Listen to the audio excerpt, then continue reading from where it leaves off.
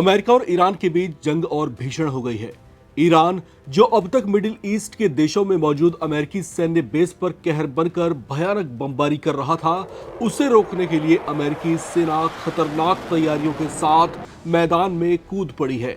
America ने अपने B-2 stealth bomber को ईरान की ओर रवाना कर दिया है। ये वही B-2 बॉम्बर है जो तकरीबन 1 साल पहले ईरान के 3 न्यूक्लियर साइट्स नतांज, इस्फहान और फोर्डो पर भीषण बमबारी कर उसे दहला चुका है। वो B-2 बॉम्बर एक बार फिर से ईरान में कहर ढाने जा रहा है। इसके अलावा अमेरिका ने एक और वॉरशिप ईरान की ओर रवाना किया है।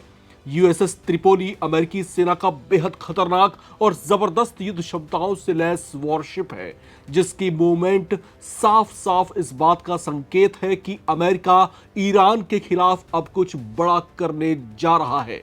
USS त्रिपोली के साथ अमेरिका ने 2500 खतरनाक मरीन कमांडोज भी वॉर जोन में भेजे हैं।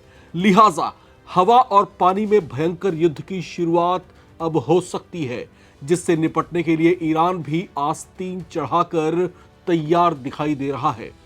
ऐसा लग रहा है जैसे मिडिल ईस्ट की ये जंग अब और भयानक हो सकती है।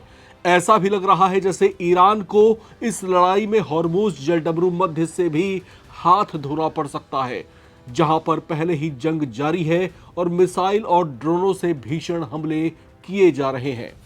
इस क्षेत्र में जंग की वजह से भारी तनाव है, जिससे कच्चे तेल की सप्लाई बाधित हो रही है।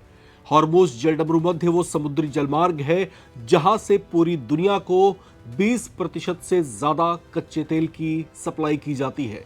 युद्ध की वजह से डरे सहमे मिडिल ईस्ट के सऊदी अरब, कतर, कुवैत, संयुक्त अरब अमीरात जैसे देशों ने हॉर्मुज के रास्ते कच्चे तेल की सप्लाई लगभग बंद कर दी है, जबकि जंग के खतरों के बीच अपने कच्चे तेल का उत्पादन भी काफी हद तक घटा दिया है, जिसका वैश्विक असर दिखाई देने लगा है। भारत समेत कई देशों में कच्चे तेल और प्राकृतिक गैस की किल्लत बढ़ गई है। संभावना जताई जा रही है कि ये युद्ध और लंबा खिंचा तो दुनिया भर के देशों को भारी परेशानी और आर्थिक नुकसान झेलना पड़ सकता है। जबकि ईरान की सुप्रीम नेशनल सिक्योरिटी काउंसिल के प्रमुख अली लारिजानी और ईरान के राष्ट्रपति मसूद पेज़ेश्कियान पहले ही ये कह चुके हैं कि ईरान पर जिस हमले की शुरुआत अमेरिका ने की थी, उसका अंत वो अपने ढंग से करेगा। यानी ईरान पीछे हटता हुआ दिखाई नहीं दे रहा, और न ही अमेरिका की धमकियों का कोई असर और न ही उसके शक्ति प्रदर्शन का कोई असर उसके ऊपर पड़ता दिख रहा है।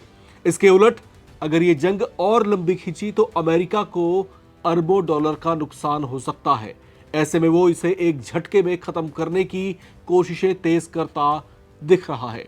मिडिल ईस्ट में उसकी एक और वॉरशिप USS त्रिपोली और 2500 मरीन कमांडोज की तैनाती, B-2 स्टील्थ बॉम्बर को रवाना करना इस बात के संकेत दे रहे हैं कि कुछ ऐसा हो सकता है जो बेहद प्रलयंकारी होगा। अमेरिका के खतरनाक मूड का अंदाजा इसी बात से लगाया जा सकता है कि उसने ईरान के नए सुप्रीम लीडर मोज्तबा खामेनेई पर भी नजरें टिका ली हैं और उन्हें जिंदा या मुर्दा पकड़ने की कोशिशें शुरू कर दी हैं। अमेरिका ने मोज्तबा खामेनेई पर $1 करोड़ का इनाम घोषित किया है, जो अमेरिका के इरादों को साफ साफ जाहिर कर रहा है।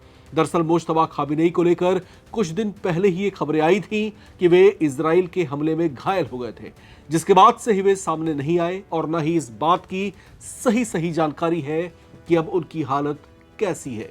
अब उन्हें पकड़ने के लिए अमेरिका एड़ी चोटी का जोर लगा सकता है। चर्चा है कि अमेरिका ने अपने जिन 2500 मरीन्स को मिडिल ईस्ट की ओर रवाना किया है, वे US मिलिट्री की मरीन एक्सपेडिशनरी यूनिट का हिस्सा है, जो त्वरित कार्रवाई करने में माहिर होते हैं। ये खास तौर से दूतावासों की सुरक्षा, रेस्क्यू ऑपरेशन और अचानक हमला कर बड़े एक्शन को अंजाम देने के लिए खास तौर से ट्रेंड होते हैं। इनकी मिडिल ईस्ट में मौजूदगी ईरान के भीतर किसी बड़े एक्शन प्लान का हिस्सा हो सकता है। कहीं इनको ईरान के supreme leader Mojtaba Khamenei, Ali Larijani और राष्ट्रपति मसूद पेज़ेश्कियान को गिरफ्तार करने तो नहीं भेजा गया है? क्या लगता है आपको? लिखकर कमेंट बॉक्स में शेयर करें। देखते रहें नवभारत टाइम्स।